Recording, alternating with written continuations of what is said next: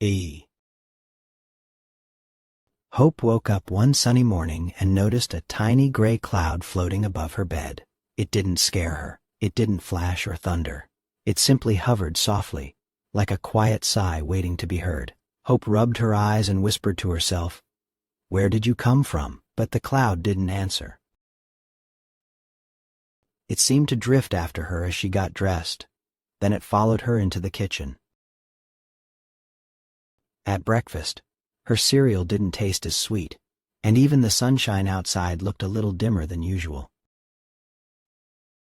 Hope tried to smile, but the cloud made her shoulders feel heavy, as if she were carrying something she didn't understand.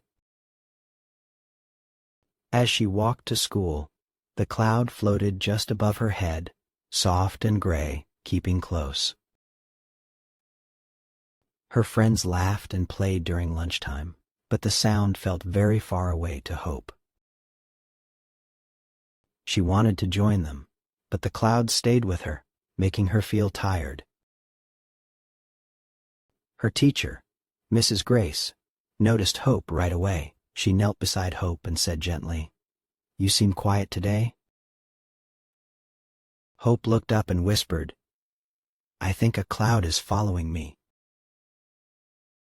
Mrs. Grace didn't laugh or look confused.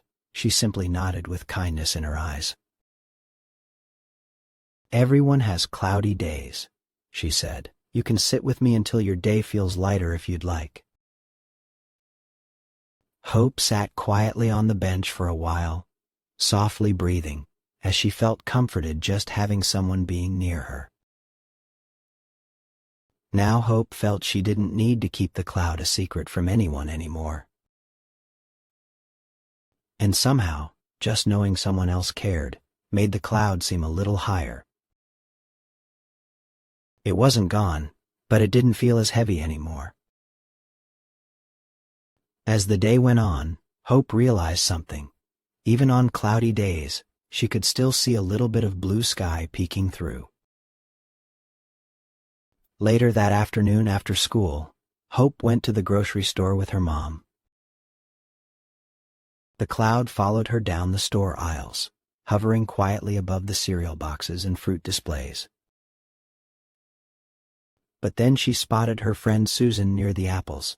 Susan walked with Hope for a little while, chatting about silly things and helping her pick out the best oranges.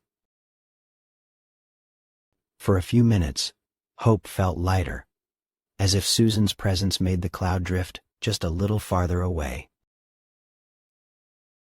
On Sunday morning, Hope sat with her family at church. The cloud was still there, soft and gray, but she felt brave enough to sit in her usual spot. When the pastor began to speak, his morning message was about feeling down in the dumps and how God could fill the empty places in our hearts with His love. Hope listened closely. The pastor said that even when we feel low, God is always near, gently lifting us up, helping us find joy again. Hope felt something warm inside her heart, like a tiny light glowing beneath the cloud. That night, when Hope crawled into bed, she said a tiny prayer. It wasn't fancy or long. "Dear Jesus, please be with me tomorrow." When she opened her eyes the next morning, the cloud was still there, but it felt softer, lighter, almost gentle. Hope got dressed, brushed her hair, and stepped into the day with a little more courage and joy than the day before. She remembered her mom's words. She remembered Mrs. Grace's kindness. She remembered Susan walking beside her in the grocery store. She remembered the pastor's message about God filling empty places with joy. And she remembered she didn't have to face cloudy days by herself. She held on to God's promise. "The Lord is close to the brokenhearted." Psalm 34:18. Hope smiled as she walked to school that day. Clouds may come, and clouds may go, but God walks with us through them all.